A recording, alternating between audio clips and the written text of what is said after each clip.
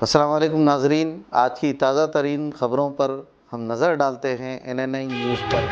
سونی جناب دے کنارے سے پکارے تیرا نام، سونی جناب دے۔ میری طرح آپ لوگوں نے بھی سن رکھا ہوگا کہ محبت ایک مقناطیسی کشش ہے جو کسی کو کسی کی جانب کھینچتی ہے، لیکن میں سمجھتا ہوں کہ محبت کی تعریف نہیں کی جا سکتی، لہٰذا محبت کی تعریف خود اس کا وجود ہے۔ محبت ایک جذبہ ہے اور جذبے کا ادراک ذوق و وجدان سے ہو سکتا ہے، نہ کہ عقل سے۔ محبت ایک حال ہے، اس کی تعبیر الفاظ سے نہیں ہو سکتی۔ عشق کی کئی داستانیں ہمارے آگے بکھری پڑی ہیں۔ لیلا مجنو ہی کو لے لیجئے۔ مجنو کا عشق کمال درجے کو پہنچ گیا تو اس سے کسی نے کہا، دیکھ وہ لیلا جا رہی ہے۔ مجنو حالت استغراق میں چونک پڑا اور بولا، میں ہی تو لیلا ہوں۔ لیکن ہم یہاں بات کریں گے سوہنی مہیوال کی۔ سوہنی مہیوال کی محبت کا آغاز دریائے چناب سے ہوا تھا۔ آپ کے اسکرین پر یہ دریائے چناب ہے۔ یہ تصویر ایک فرد کی تنہائی اور فطرت کی لامتناہی وسعت کے درمیان موجود تعلق کو فلسفیانہ انداز میں بیان کرتی ہے۔ آسمان کی نیلاہٹ، دریائے چناب کی شفاف گہرائی ایک خاموش مکالمے کی مانند ہے جو انسانی روح اور کائنات کے درمیان جاری ہے۔ اس تصویر میں موجود سوہنی سرخ گھڑے کو سہارا بنا کر تیر رہی ہے، جیسے زندگی کے بہاؤ کے ساتھ ایک نازک توازن قائم کر رہی ہو۔ سرخ رنگ زندگی کی توانائی، جستجو اور انسانی ارادے کی علامت ہے، جو دریا کے نیلے سکوت کے ساتھ ایک متضاد مگر خوبصورت ہم آہنگی پیدا کرتا ہے۔ یہ تصویر گویا یہ پیغام دیتی ہے کہ زندگی کی کشتی چلانے کے لیے ہمت اور امید ضروری ہے، چاہے منزل کا تعین نہ بھی ہو۔ عزت بیگ کا نام تو آپ نے سنا ہوگا، جو ازبکستان کا رہنے والا تھا۔ بخارا سے تجارت کرنے گجرات آیا کرتا تھا۔ اپنے کچھ سامان کے ساتھ ایک دن عزت بیگ دریا کے کنارے بیٹھا تھا۔ اچانک اس کی نظر دریا کے کنارے پر پڑی، جہاں ایک دوپٹہ بہتا بہتا آ رہا تھا، جس کے پیچھے پیچھے ایک لڑکی بھاگتی آ رہی تھی۔ عزت بیگ اٹھ کر دوپٹہ اٹھا لیتا ہے۔ جب لڑکی پاس آتی ہے تو عزت بیگ کی اپنی آنکھوں پر یقین نہیں رہتا کہ وہ سامنے کس پری چہرے کو دیکھ رہا ہے۔ اس نے آج تک اتنی حسین لڑکی نہیں دیکھی تھی۔ جب عزت بیگ اور سوہنی کی آنکھیں چار ہوئیں تو دونوں ایک دوسرے میں کھو گئے۔ پہلی نظر میں ہی دونوں میں پیار ہو گیا۔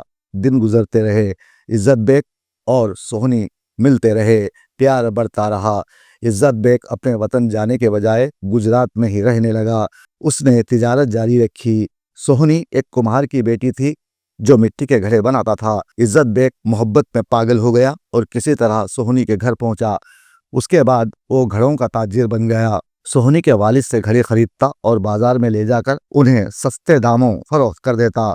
دریائے چناب کا سکون اور اس کی شفافیت ایک طرف زندگی کے ان پہلوؤں کو ظاہر کرتی ہے جو واضح اور پرامن ہیں، جبکہ اس کی گہرائی میں چھپی تاریکی انسانی شعور کے ان حصوں کی نمائندگی کرتی ہے جن تک پہنچنا مشکل ہوتا ہے۔ دریا کی ہر موج ایک کہانی سناتی ہے، ہر جھلک ایک راز کھولتی ہے۔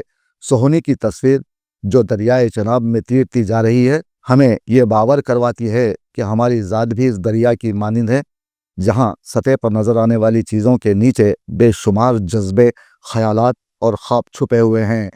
یہ انسانی وجود کی گہرائی اور اس کی ناقابل فہم وسعت کا مظہر ہے۔ عشق کی آگ میں دونوں جل رہے تھے۔ جب علاقے میں ان کی محبت کے چرچے عام ہوئے تو علاقے کی عوام نے عزت بیگ کو یہاں سے بھاگ جانے پر مجبور کر دیا اور سوہنی کی شادی علاقے کے ایک لڑکے سے کر ڈالی۔ لیکن دریائے چناب کی لہریں سوہنی کے دل و دماغ میں سما گئیں۔ وہ عین شادی کی رات بھاگ کھڑی ہوئی اور کچا گھڑا لے کر چناب کے کنارے آ گئی، جس کے دوسرے کنارے پر عزت بیگ اپنا ڈیرا ڈالے بیٹھا تھا۔ وہ گھڑا لے کر چناب میں کود جاتی ہے۔ اس رات دریائے چناب ٹھانٹے مار رہا تھا۔ سوہنی کبھی گھڑے کو دیکھتی، کبھی خود کو۔ اسے علم ہو گیا تھا کہ گھڑا کچا ہے، لیکن پھر بھی وہ دریا عبور کرنا چاہتی تھی۔ لیکن تھوڑی دیر میں کچا گھڑا لہروں کی نظر ہو گیا۔ سوہنی مہیوال کو پکارتی ہے۔ جب مہیوال سوہنی کو ڈوبتا دیکھتا ہے تو دریائے چناب میں خود بھی چھلانگ لگا دیتا ہے اور دونوں دریائے چناب کی لہروں سے بہت دیر تک لڑتے رہتے ہیں، اور پھر ایک لمحے میں دریا کی بے رحم لہریں انہیں دور، بہت دور تک دھکیل دیتی ہے۔ اس طرح یہ دونوں چناب کی لہروں میں ڈوب کر مر جاتے ہیں، لیکن دنیا کے لیے محبت کی کہانی انہوں نے چھوڑ دی ہے، جس پر کئی ڈرامے اور فلمیں بنائی گئیں جو کامیاب ہوئیں۔ صدیاں گزر گئیں، یہ دونوں جنہوں نے دنیا کو محبت میں مر مٹنے کا درس دیا وہ تو نہیں رہے، لیکن دریائے چناب آج بھی موجود ہے، جس پر بڑے بڑے ڈیم بھی بنا دیے گئے ہیں۔ آج یہ دریا تنہا ہے۔ آپ تصویر میں جھلکتی دریائے چناب کی خاموشی دیکھ سکتے ہیں۔ در حقیقت یہ کوئی مایوسی یا بوجھ نہیں، بلکہ یہ دریا جو کبھی آزادی سے بہا کرتی تھی، اب اس پر انسانوں نے اپنے اپنے دیش کی سرحدیں بنا لی ہیں، اور وجہ یہی ہے کہ دریائے چناب خاموش ہو گئی ہے۔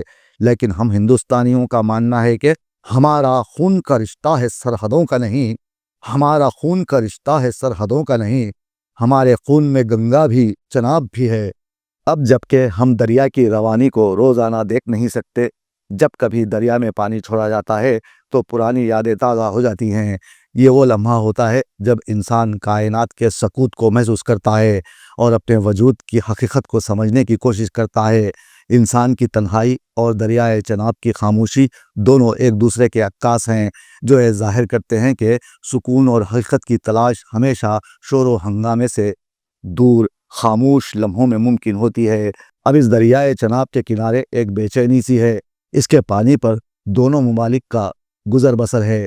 دونوں ملکوں کے سرحدوں پر رہنے والے اسی پانی کا استعمال کرتے ہیں اور کہتے ہیں کہ ہم سفر سوہنی سی ہو کوئی، ہم سفر سوہنی سی ہو کوئی، میرے خون میں چناب رہتا ہے۔ آج جب ہندوستان کی جانب سے اچانک اس دریا میں پانی چھوڑا گیا تو یہاں بہتے پانی کو دیکھنے کے لیے لوگ جمع ہونے شروع ہوئے۔ کوئی دریا میں اتر گیا، کوئی کنارے پر بیٹھ کر اس کی لہروں سے کھیلنے لگا۔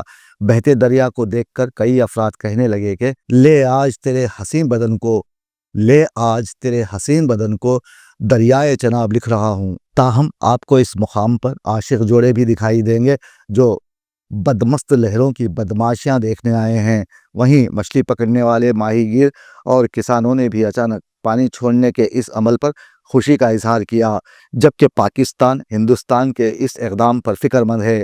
لیکن دریا کا بہتا پانی یہاں ٹہرے لوگوں کو پکار پکار کر کہہ رہا ہے کہ ہر فرد یہاں ایک مسافر ہے، اور یہ دریا اس سفر کی علامت ہے جو منزل کی بجائے خود سفر کی اہمیت کو اجاگر کرتا ہے۔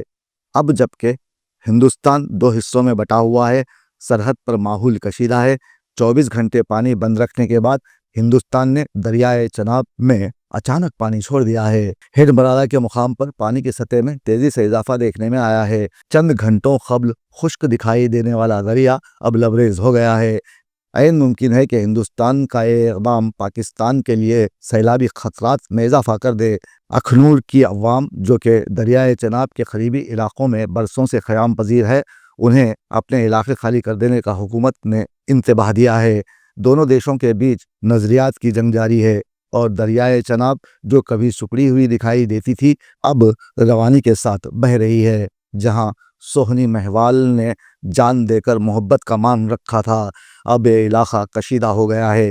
ایسے میں دریائے چناب خاموشی سے بہہ رہی ہے، اور دور کہیں سے آواز آ رہی ہے کہ دو عاشقوں کو ڈوبے زمانہ گزر گیا، دو عاشقوں کو ڈوبے زمانہ گزر گیا، اترا ہوا ہے آج بھی چہرہ چناب کا۔ جی کرتا ہے اس مٹی سے اپنے دل کا میں لڑا بناؤں، میٹھا چناب کا پانی اس میں بھرنا، تیری پیاس بجھا کر دے سیاہ۔